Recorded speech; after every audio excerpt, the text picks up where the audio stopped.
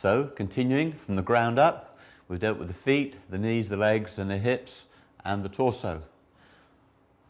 Now I'm going to talk to you about the shoulders. In the last piece I emphasised the centre twisting with this piece of paper folded. That represents your body.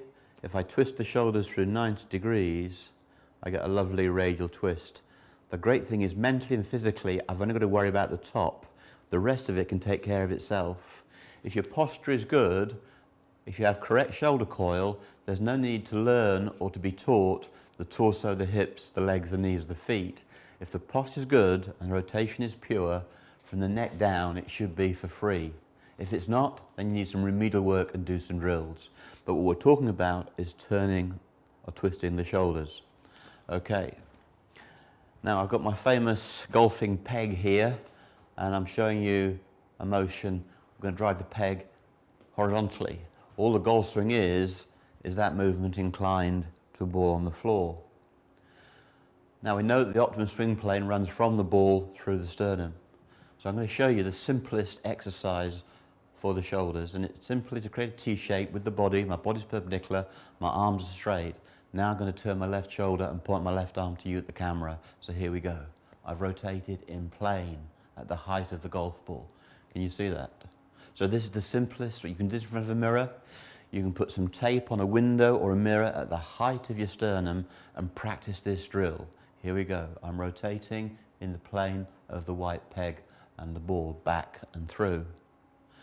Now, that is the essential golfing motor skill, the art of rotation or coiling. It's an incredibly difficult skill just by itself, but in golf it becomes more complicated. So let me show you why that is. So here I'm at my basic wheel mechanism. My body's my axle, my arms are spoke. All is well, it's simple. The problem I have in golf is some muppet has glued my hands together. So now I have a limitation. I can only turn my shoulders to 90 degrees. My arms are in plane. To continue, the forearms rotate. Okay, so let's just do the shoulder turn. I put my thumbs up, I turn, level with the peg, I come through level with the peg. So I'm now coiling the shoulders. As I coil the shoulders, my torso, hips, knees and feet are working perfectly, back and through. So this gives me half a swing. To continue the journey, my forearms rotate. So you can see that as I make that motion, the shoulders and the forearms are blended into one movement, but I'm working in plane. Let me show you that with the golf club. I put the golf club into my sternum. I'm going to hold it here, and I'm going to show you that motion again. So there I am. I'm turning in plane, and then the arms twist to continue. And this is true through the ball. Here I go through in plane, and then rotate the forearms. So you can see that. The optimum swing plane runs from the ball through the sternum. You can see that I started off doing that, but my problem is that because these spokes are glued together, I've got a limitation. Now if that wasn't bad enough, they've given me an extension to my spoke, which is the golf club. Life would be simple if that spoke were in a straight line, but it's not, it's bent. So I now address the golf ball. I can show you shoulder turn in plane, and now the forearms and the hands twisting. The missing bit is the wrist. So here we go. The club head should stay on the same level as the golf ball all the way. So we've got this complexity now. If this were a straight line, things would be quite simple. That's a bit of Mo Norman for you. Mo Norman, the great Canadian professional golfer. He raised his hands and he turned in plane. In the orthodox school of thought, the butt of the club is way below. So look, what have I got? I've got the shoulders turning. As the arms roll and rise to plane, there's a wrist hinge.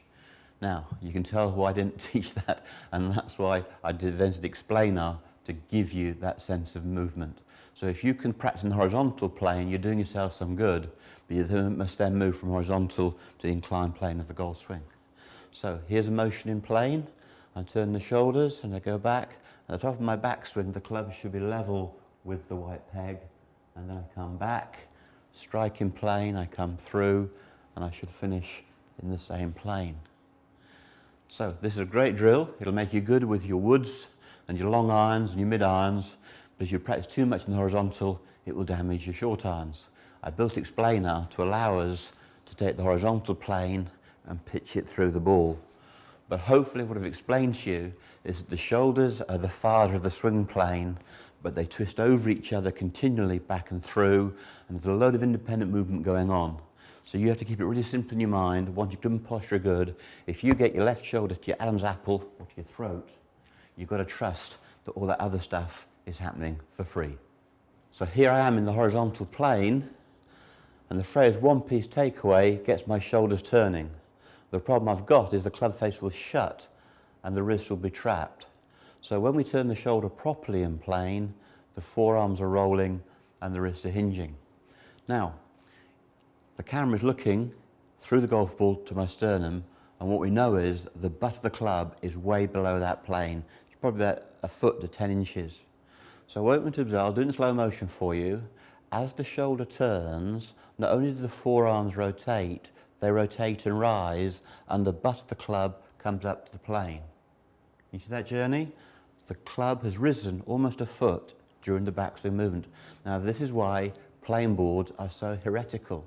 If you went with the shaft plane, you'd be down here, you'd be narrow, and then you'd be thinking that the club should be toe up down the target line. Complete nonsense. That's nowhere near the swing plane. The swing plane is here opposite the sternum. Okay? Now, if you go for connection and put your armpits glued to your rib cage, you'll find yourself below the plane.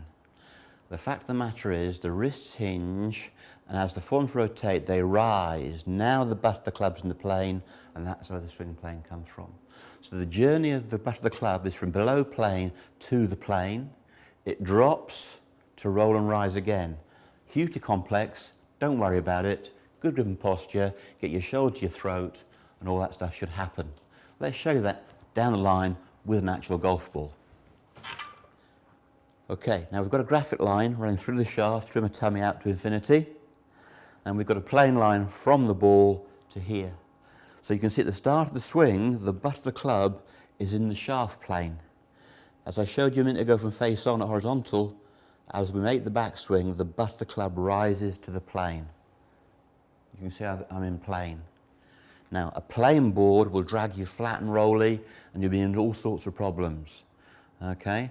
I always say that Dolly Parton could play golf if she wanted to. That's because if you hinge your wrist and rotate, the left arm comes off your rib cage. Okay?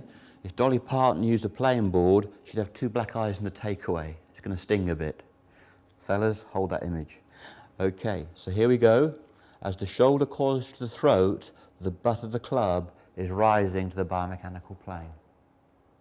It then returns and comes through. If you hit a fade, it'll return to the same height.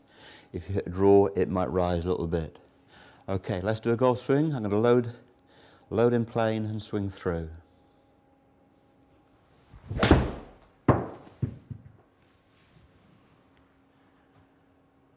I'd like us to film that because it's a very rare event. Okay, so let's keep it simple. I've talked in detail about how the shoulders and the arms work, but if your posture's good, in the backswing, the left shoulder hits the throat, and in the through swing, you release, and all that should take care of itself.